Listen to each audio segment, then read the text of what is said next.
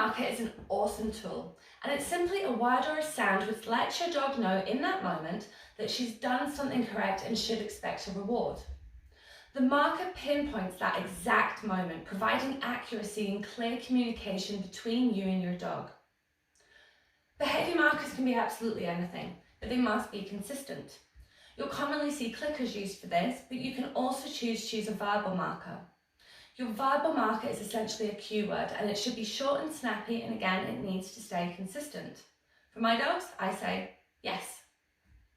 If you're working with a deaf dog, then physical touch might be considered as an option. However, if the dog's flighty, nervous, has tactile issues, or is simply too far away from you, then using touch as a marker may not be the best choice. With my deaf dogs, I use the flash of a torch or a thumbs up signal, and which I use is dependent on what I'm teaching at the time and where. When you're choosing your marker word, then choose it with foresight. A payout should always come after the marker, even if you give that marker by accident. So avoid choosing a word which you're going to say a lot in general conversation. A marker with no payout will quickly lose its power. Timing's key when marking a behaviour, so if your timing isn't quite on point, then you might find a verbal marker is the better choice for you.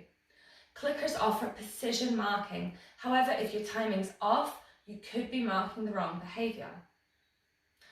Once you've chosen your behaviour marker, then you need to teach your dog what it means. It's vital that you pair that marker with the reward and build a positive and solid association. When the dog hears the sound or sees the hand signal or whatever marker you've chosen, then they should be able to predict that the reward comes next. And this is really, really simple to do.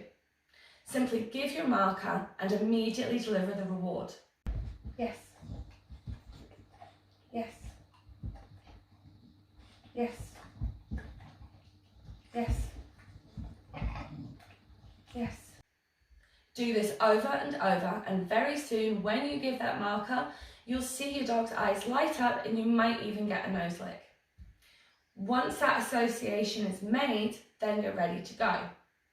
First practice with some simple behaviours or behaviours which are already taught, and then you can really go for it and start shaping and developing some new stuff. A top tip is to video your training sessions, then watch them back to check if your timing is as on point as you think it is. If your timing's a bit off, then you can practice without your dog using a tennis ball. Throw it against a wall or off the ground and try to predict when it's going to bounce, and then mark the moment that the ball hits the floor.